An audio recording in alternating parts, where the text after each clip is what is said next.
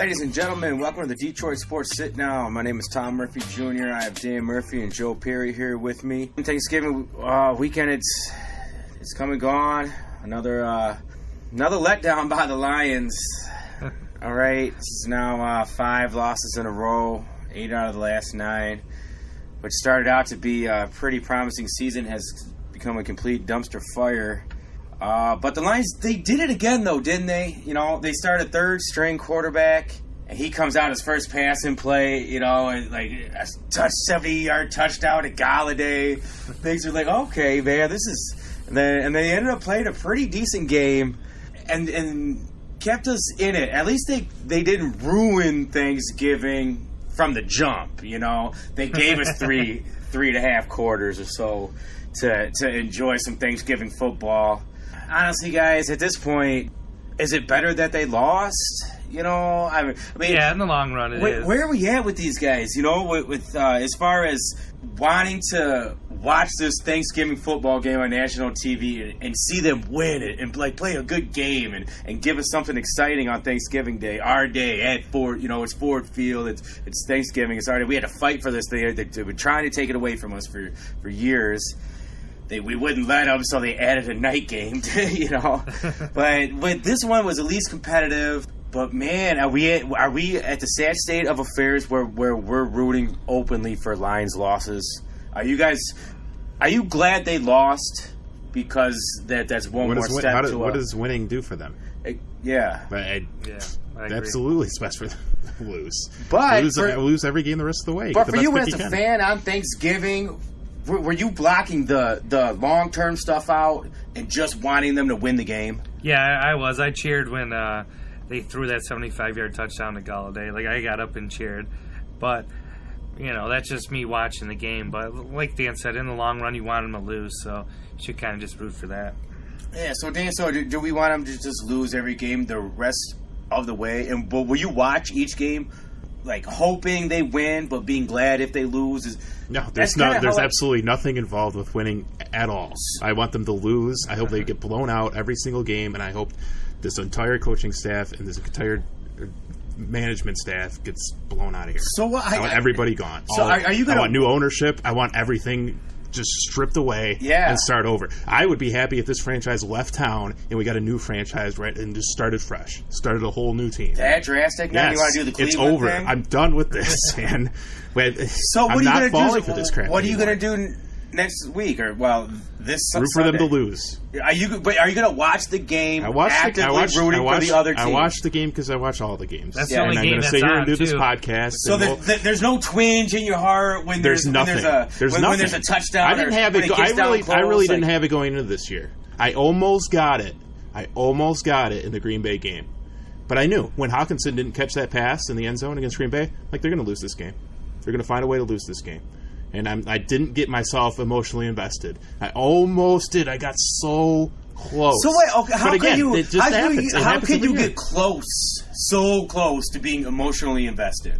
How does that work? There's a real thin line be just kind of being emotionally invested to getting emotionally invested. If they would have beat Green Bay on the road, on Monday Night Football, I would have been all in. But during that game, you were emotionally invested at a high level.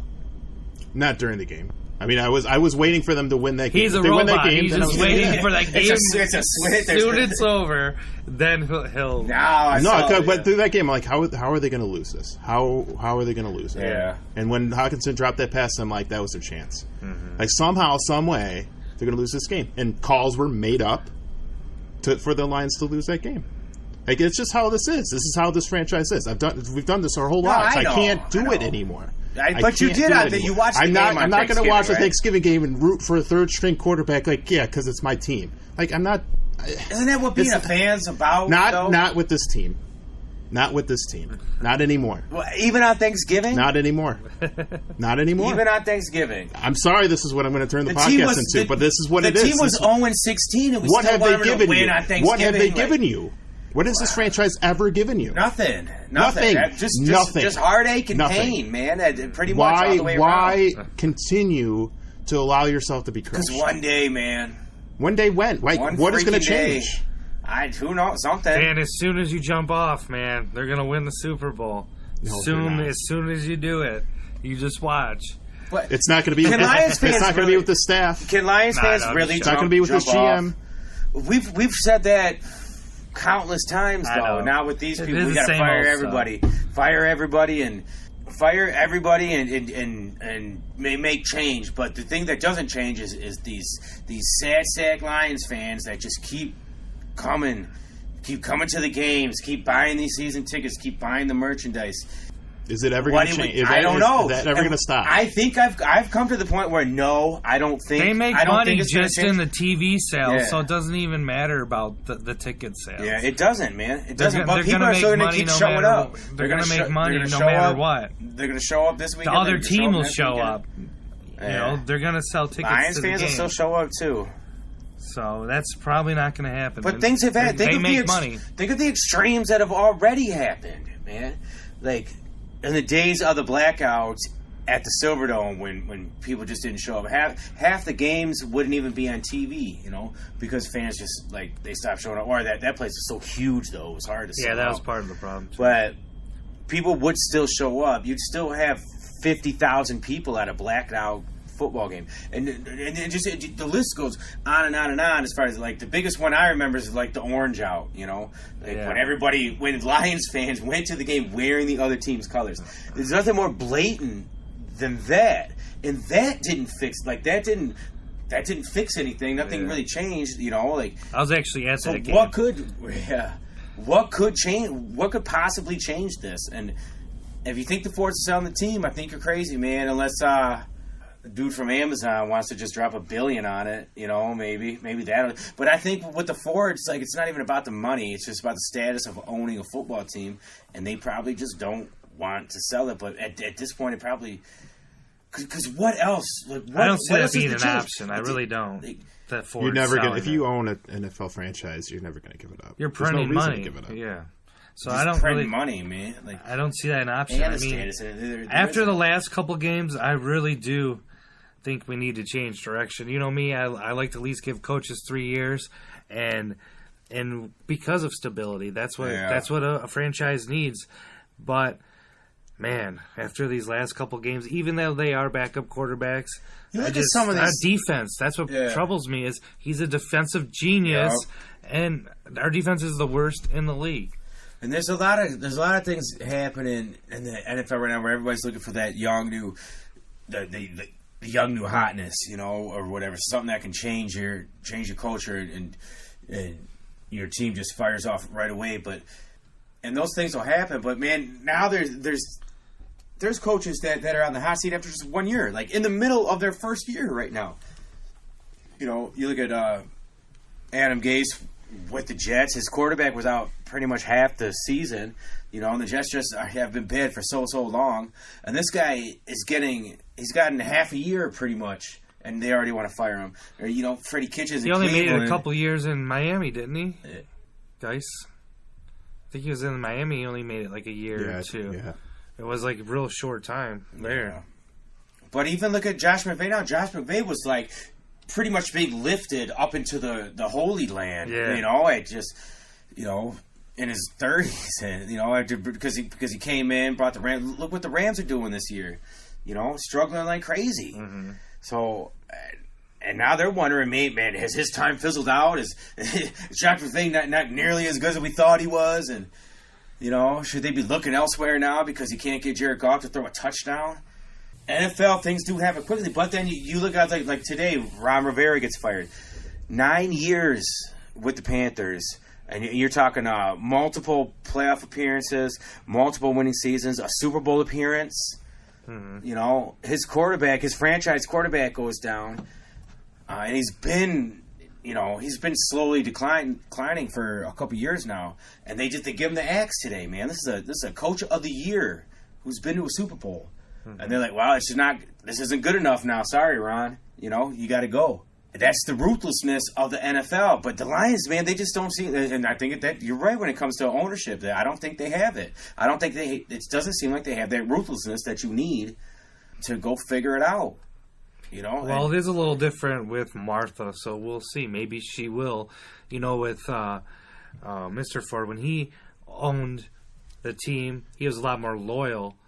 So we'll see. Maybe she's not going to be as loyal. I don't see it going that way. But she's in her 90s. Yeah, I know. I mean, what kind of coherent, football decisions does she actually make? I mean, that's why you wonder who is making the decisions and who ultimately. Because, she came out publicly and said, I love Jim Caldwell. But, and then he stayed. And then Caldwell, he got fired because 9-7 wasn't good enough.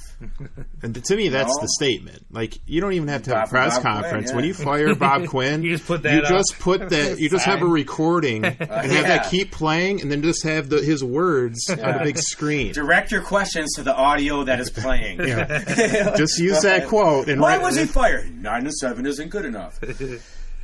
Did he not have enough time? 9-7 wasn't good enough. The players that he drafted, 9-7 isn't good enough. Did you think the plan was right when you hired 9-7? He dug his own grave. He dug his own grave when he. So what to do then? What to do with this whole franchise? And I guess it comes back from being a fan right now. As a fan, we're just in this revolving circle of. We get these little, and I think as a Lions fan, you get these, man. You get these doses of happiness, these doses of excitement that you get, like in the third quarter of that Chiefs game, or like going down the stretch of the Packers game, or those little. For me, like my best one was being at the Christmas Eve game when they beat the Chargers, and that place was going nuts, man. And we clinched the playoff spot.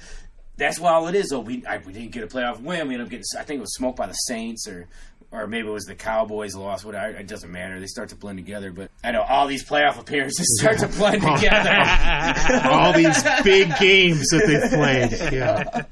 But no, man, that's what I'm saying. We get these in little increments, man.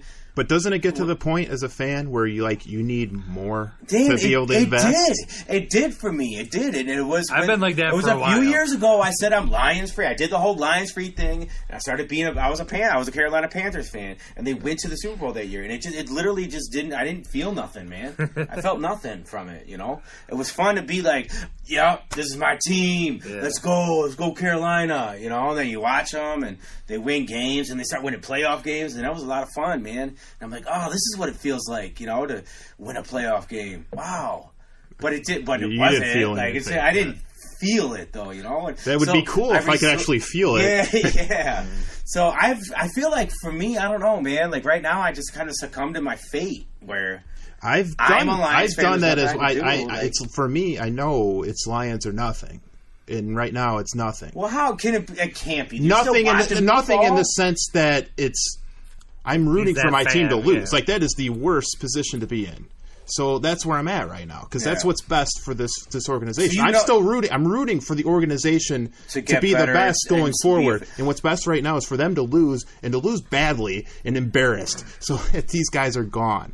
The only person that really, in terms of management, that I've been impressed by has been Bevel, the offensive coordinator, because he's actually come here and made some changes. Job he's done. And being able to, with the worst defense in football, to help you, he's had a really, really good offense, and he's done things like I thought the Lions were going to get absolutely destroyed by the Bears. I thought, how in the hell they got a third string quarterback who's never played before? And Thanksgiving Day, how are they going to score points against this Bears defense? And they competed. They scored an 80-yard touchdown on the first play. I'm like, okay. I mean, that's impressive. That's impressive what they've done with this offense, with what they were given from the defense, what they're given from the special teams. Special teams isn't giving them nothing. And they've now on their third string quarterback, and they're still putting up points and putting up yards. I'm like a respectable amount of points and yards. It's pretty crazy, man. So I saw a stat which is very interesting to me, and it was that David Blau is only one of four quarterbacks in the first quarter of a football game to throw for 130 yards and 2 passing touchdowns. The other quarterbacks in that stat are. It was Mahomes, Lamar Jackson, and Aaron Rodgers. Is it time to get rid of Stafford? Yeah. Is David Blau the guy? Yeah, man? If you saw that stat. I mean, come on, man, right? We got to have one of the top 4. Sure. Yeah, dude. That's the 4. That's the stat that says these are the 4 best quarterbacks in the NFL. Yeah. And they are. They are Mahomes, Rodgers. Like I said, I do think we need to think about a backup quarterback. Well, it's time now. But Driscoll even hung in tight there too. So yeah, but then the defense figured it out. Well, they watched film on him, figure out his strengths and weaknesses. Yeah, that's what happened. That's how listen, I only bring that up because I want to transition a bit into Stafford now. I want to get off the. Okay, we saw what happened on Thanksgiving Day. It was just a lot of just the same stuff that's been going on all season. It's 5 losses in a row. Yeah. We know where we're at now. The Thanksgiving game officially eliminated the Lions from playoff contention. We can stop seeing the Lions at the bottom tier in the hunt. In the hunt. You know. They might have a .067%. So I don't need to buy my Super Bowl tickets. Do not reserve your hotels and stuff like that because the Lions are not going to be in the playoffs this year. Every year I get ready. I just waiting for that call. Never get to make it. So with that out, we look at Stafford. Stafford, he's injured. It looks to be the same injury that he had last year, where some confrontational, or some controversial information kind of got leaked out. Where last year he was playing with a bad back in pretty much meaningless games. Here we are in the exact same scenario, except for now everybody knows that he's out. He's been out. Why is he not on the IR? Because if you're a quarterback with a bad, is it his choice? No. Now that's why. Whose choice is it? I think it would be Quinn's choice. I think combination of Quinn and Patricia. Yeah.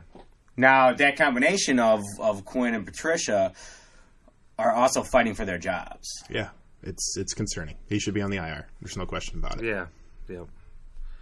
Yeah, especially with back problems 2 years in a row, meaningless games. You're already eliminated from the playoffs. Re-signed. Yeah. Well, did he got his contract up there? There's got to be. I think we talk about it every week, but he's got a few years left, like with signing bonus. The cap hit will I know that will drop significantly next year and the following year, and he's got at least 2 years.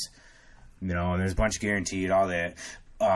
You are seeing that as when he signed his, there's been about 3, 4, 5 quarterbacks that have signed their deals now, so he's not the highest paid player in the NFL anymore, but he's still right up there. And you're gonna trot this guy out for meaningless football games that you should probably lose anyway, just so. It's alarming, man. It's gonna be really alarming if that Stafford. Like Driscoll and Blau both gave similar production to what Stafford was doing because the offense kind of is doing all right, even without him. The problem isn't the offense at all, and it's not the quarterback. So in these meaningless games, you might as well go with these backup quarterbacks. I think if they put Stafford out there next week or anytime beyond, it's a crime against next year's football team, really. And Stafford should be smart enough to know that, look, man, he's got the drive, obviously he has that. He's a football player. If he can play on Monday, he's going to play on Monday. If he can't play on Monday, he's going to see if he can play on Tuesday. If he can't play on Tuesday, he's going to see if he can play on Wednesday. You know what I'm saying? He's going to try to play every day. That's just the competitor. That's the athlete in him, all right? But at some point, you have to realize, this season is lost. You need to heal. You should fight to keep yourself out, and nobody is ever going to take anything away from him. He shouldn't be fighting to keep himself out or keep himself in. It should just be a management decision to say, right now, you're on the IR, your season's over, get healthy. Especially that the streak's over. I could see if you had a streak or something, possibly playing, but, there's no streak anymore. You're done with that. Yeah. Just take your time off. Rest that back. Is there something to be said if you're under contract and you're cleared by the doctors that you're healthy to play? Do you owe that to just your job? Do you owe it to the team? Do you owe it to the other 53-man roster? The other 52 players on the team? Do you owe anything to the fans?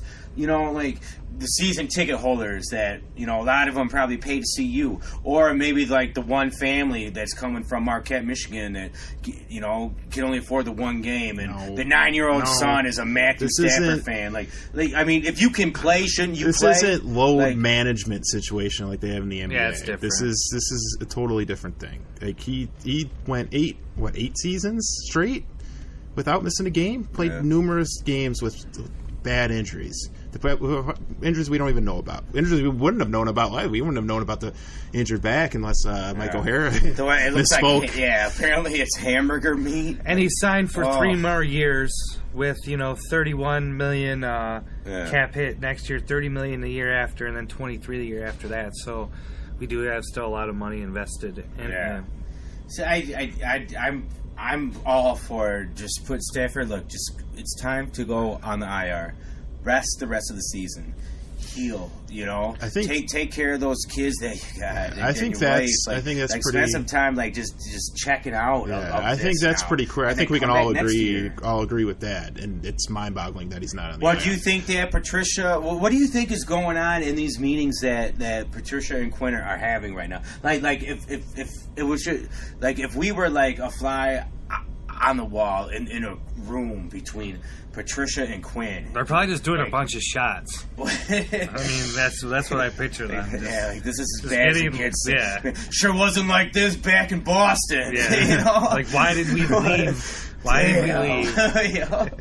I could have been assistant GM right now. I could still be that defensive coordinator. People would still think I'm a genius. I'd be selling pencils by the millions right now if I was still just standing on that sideline next to Bill. I think that's exactly the fly on the wall is what we just portrayed. So what do they do now though? Like they have to know, like, okay, at this point, like I said, they're out of the playoffs. It's now starting building for next year. How much do you think that even if they go win 4 straight, what does it mean? It means nothing. It means absolutely nothing other than lowering your draft capital. Ruining your draft capital, however you want to say it, man. Getting a higher draft pick or lower draft pick than you would have. So you might as well go out and find ways to lose these next 4 games. Are they going to take that guy anyways if they fall to him, though, at that spot? Well, and that's the other question, man. You know, are they going to take a tight end? I wonder, because speaking of IR and speaking of the draft and first-round picks, TJ Hawkinson. So they have no problem putting Hawkinson on the IR. So he's now on the IR. But to be honest, I thought he was on the missing persons report since week 2. Since week 1, yeah. So whatever the difference is between missing. You're talking about you get little glimpses. Yeah, the first week. Bob Quinn hit the jackpot with this one, baby. You know, all those people questioning whether you should draft a tight end. Yeah. The best tight end we've seen in years, in a generation, comes through in week 1, and then you don't see him again. Literally, you did it, man. Except for dropping a pass here and there. Yeah, dropping the pass against Green Bay. Man, and then you got to follow it up with. You can't really judge tight end's the hardest position to come into, you know. Not harder than quarterback or left tackle or, you know, middle linebacker like defensive end. Devin Bush. Defensive end, like Burns. Is it Brian Burns? Is that the other one who's just we got this? There's a lot of them, man. Devin Bush is the one that burns me, though, man. Yeah, it still is. But it's okay. So they have no problem putting this. But isn't that just just another glaring, shining example of? Is it Lions luck, or is it just like? So what did I don't even know, man. So you fire these guys. So who's next? What's next? So you gotta have a whole new scheme, and you have to fire. You can't just fire Patricia, right? You certainly can't fire Bob Quinn. And keep Patricia. No. You can't do that, right? No, obviously. You really can't do. They're a package deal. Everybody's gone. Yeah, everybody's gone. Well, who's everybody? And then is Martha Ford? Like you say, she's 90 something, and she really doesn't. She's not going to fire everybody and bring in a whole new. She's got trusted confidant, just a team of people. Everybody's not getting fired. You know. Well, I would get rid of everybody, but I don't need Ron Wood around or any of those guys. But being realistic, is Mark LaFleur's not out here flying on a private jet, interviewing, GMs and coaches? Well, last time they brought in an outside. They probably do the same thing. That's what the NFL did. Yeah. The Corsi. Yeah.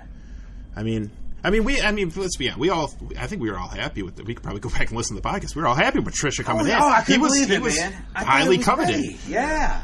I thought we were ready, but I got all into the Patriot way, and this guy he knows he's a winner. He's coming from a winning situation. But it didn't work. But sometimes you just got to admit, hey, everybody was wrong. What's the next Patriots we can hire? Anybody else over there? Hey, Ron Rivera's out there. McCarthy, I don't really want McCarthy, but he's out there. At least he's an experienced winner. Plus, there's experienced winning coaches out there, and you got to go out and get. I think at this point, what about what if Caldwell back? And if the money was right, I could see it. This is probably dumb, but like Urban Meyer, man, Urban Meyer's getting. They're talking about firing Freddie Kitchens, bringing Urban Meyer. He's up for the Cincinnati job, but names get tossed out everywhere. But would you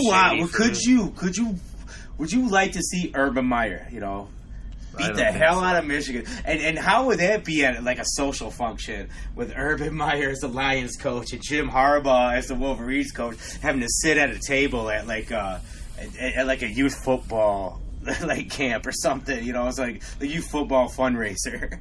How fun would that be, man? You want to get real crazy? Jim Harbaugh. Oh, have Jim Harbaugh just move up to the Lions. He realizes that, and we're going to get into this in our next episode, but maybe Jim Harbaugh realizes that he can't win championships with the current state of college football, and NFL is where he wants to be, and he goes back. And he lessens the blow because instead of leaving and going, out west or something, still going to do something for the state of Michigan. Yeah, it goes to the Lions. I'm still a Michigan man. I've been watching these Lions since the 80s, and that'd be fun, man. That'd be interesting. That'd be interesting. I don't know what podcasting. I don't know anything other than interesting. It could be because that'd be such a gamble, man. Because what if he did bring the Lions to prominence, and then he faces his brother, Lions versus Baltimore in the Super Bowl, and he gets the ultimate revenge, beats his brother, wins the Super Bowl, Lions win their first Super Bowl. That's enough Kool-Aid time. Holy smokes, man. Yeah, you got oh, yes. Yes, Harbaugh live for the Lions. That's okay. We got a new thing we got to do here, man. Harbaugh for the Lions. We got to start a petition or something, man. Or he goes up to the Lions, they just fail terribly, and now he's just now Lions fans and Michigan fans everybody don't want and now he just can't even come back to Michigan anymore, the whole state, because everybody's mad. That's what the Lions would do. That's the more likely scenario. Just flame out. So he moves to California. Yeah. No, I don't know, more man. Like it. It could be fun, man. I don't know. You're starting to see reports too that it's already nothing's like concrete or nothing. But Harbaugh's probably going to stay here. But every coaching job that comes up in the NFL, he's going to be he's already the number one candidate for the Carolina job. And this is in in 6 hours or whatever it's been. Yeah, that's that's just people trying to write stories. Oh yeah, that's really all that is. But I don't know, man. But I mean, what do you guys think? Do you think at the end of the season these guys are going to be gone? Do you think I want to give them one more. I'm on the fence, man. I think they're going to get one more year for sure. I really do. I think Quinn and Patricia. I think the whole and but Marco, I think the one catch you might see is Pasqualoni, man. I think Matt Patricia might need to bring in a defense coordinator. That's going to be what they're going to do. They're going to clean house of some coaches, including Pasqualoni. Bevel and Bevel's got to stay. He's got to stay. If the rest of them are staying, he's got to stay. He's got to stay. But Pasqualoni's got to go. He's been one bright spot on this coaching staff, really, man. So maybe that's what they do. If they come back, there's got to be some changes. It's got to be a casualty, man. And I think it's got to be Paul Pasqualoni. And unfortunately, man, I wonder if Patricia always was like, "Hey, man, look, if things go south, you're going to be my fall guy." I think that's what it was all along. That's why I hired him. If things go great, I'm the defensive genius. If things go south, it's on you, pal. Yeah, his mentor, so he's more than willing to take the bullet. Your late 60s ass is going to get a nice ride off into the sunset, man. But, as far as the severance package, but you're going to be on the chopping block, man. Who even thinks Pasqualoni, like, is he just like a senior advisor, That's basically what he is. Yeah. Yeah. But how alarming is that, though, if you're... Because, like I said, I was a Patricia fan. I was, man. Yeah, like you but said, this defense is terrible. Yeah. How is it so bad? When there's players, there's players talent. all over. There's names. There's talent. There's names all over this defense. Like, it's inexcusable. Yeah. It's inexcusable. To me, it's all fireable. Like, this defensive line was supposed to be amazing. All right. No pressure. But no pressure at all. I don't think the line ever was complete all year. Like, it was always one guy hurt, the two had sometimes. But that was the point of the defensive line. It was the depth. Yes. That was the whole point of it. Yeah. Like, that doesn't work for me. You're going to have injuries. That's part of the deal. But that's why you get depth, and that's what they got. Mm-hmm. And it's still terrible. All right. So we're going to do the double dip tonight, ladies and gentlemen. We got a whole college football show we're going to do. We're going to put those both out separately, but it's going to be a lot of good listening. There's always, like I said, we could talk about these lines for hours and hours and hours, but really we're just going to be beating around the same old bush that we've been beating around for years and years and years. I mean, honestly, I feel like that's pretty much where I'm at right now as a Lions fan. Is I've succumbed to the fact that every once in a while they'll throw me a bone, but I'm mostly just getting kicked, man. Like a dog. Just wear a cup. Just wear a cup. But I'll never quit them. I won't quit them. And Dan, I think I'm not quite as far as you are, because I wanted them to win. Even though, like I said, like the right side of my brain screaming, might as well just lose, and get the draft pick, blah, blah, blah. But when you're in the heat of the moment, and it's Thanksgiving, like it's the Bears, like, I don't know, man. I wanted them to win. Tom, I see the difference in you. Because when we used to do the show back at OU, on Mondays, if the Lions would lose, you'd come in like crying, like he's angry, man. I could see you are getting more like Dan than it. Yeah, you just reach a point, man. Not even apathetic though. Like, yeah, I'm not. I don't know if I'm apathetic. It's just. It doesn't hurt I've me seen when the they same lose. thing. Yeah, over I'm again. so used to the losing that it's almost comfortable, Yeah. Like, but no, I want them to win, and I do. I want to burn the whole thing down. Like, I want winning football, man. Like, God, how much fun was it to watch? Did you guys watch San Francisco Baltimore? Yeah. At all? I made it. I that, I wanted to watch that game. What a football for sure. game, yeah. man! Like Minnesota, Seattle. Hey, oh God, our old friend Ziggy Ansah, man, looking good too. But then he got hurt. Then he got hurt, which is that's Ziggy Ansah. The story with him, but man, he was looking. He was looking good. But same Ziggy. Yeah. Playing good and then got hurt, But what it is though, man, you watch those two playoff bound teams battle it out, man.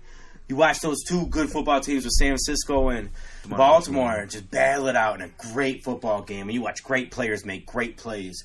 Now, like, do you fault San Francisco at all for like going on the road, playing the sloppy cold rain, and losing a game? No, you're like, I came away with like, damn, that's probably our. I don't want to get too far into this game, but their last offensive play was a bad play. Yeah, 4th and short, going shotgun when they had been running the ball all over the place. I didn't like it. I didn't like that call. They never got the ball back. That's a good example of how you can watch two really good football teams, but like you see in a football, mistakes are made, But what I mean, are you going to fire the coaching staff over that? Like, and look at the difference between San Francisco and Detroit, because just 2 years ago, San Francisco was one of the worst teams in football. Mm-hmm. 2 years later, here we are. Wow. These guys are... Tons of good transactions, tons of good trades, free agent pickups, draft. They did everything right. So, I mean, would the Lions ever get there? I guess let's let that be the final thought right now. Like, we were out of the playoffs. Nothing's happening this year. But, I mean, just do you, at this point, do you ever think, Joe, and Dan, I'll let you get the final word here, but, Joe, do you ever think the Lions will get to somewhere where Lions fans can, like, hold their heads proud and, like, be Lions fans? Be proud? Yeah. Maybe for a couple years. I think we will get lucky one of these times, and we will pick a good coach, but he'll do real good for a couple years, and then he'll get hit by a bus or something. So I think we will have a couple years of luck somewhere down the road. But for the most part, I think not. I think it's going to be a life of misery, unfortunately. I think there's going to come a time where they're going to hit on a good GM. And there's going to be a time where they get back to what we've known the Lions to be, what we grew up with, and that's the 90s Lions, where there was a lot of great moments. They just unfortunately didn't have in the playoffs. They only got one of those, but there was a lot of good players. They hit on a lot of good players. You know, you can run down the list. Obviously, Barry Sanders, Herman Moore, Chris Spielman are at the top of that list, right? But they just can never find the quarterback to get them over the hump. Right now, they have the quarterback. Hopefully Stafford comes back and is healthy. They've had the quarterback. They haven't had the team around them, and for whatever reason they have not had the right GM to pick those players and to make those trades and to get those free agents and to make those draft picks to build a good quality team around this great quarterback that they have. I do think there's going to come a point where they get the GM that they need and that they want and that's going to build a good team, but it's not Bob Quinn. And I think they need to get rid of him. I think they need to find somebody else and get somebody in that place who can hopefully do what needs to be done and get the right players here. Ladies and gentlemen, there you have it. This is the post-Thanksgiving edition of the Detroit Sports Sit Down Lions edition. We are still Lions fans, man, but I think all three of us are on the sit Stafford and let's lose some football games to start rooting for April, baby. Let's go get that draft pick. This is the Detroit Sports Sit Down. Peace.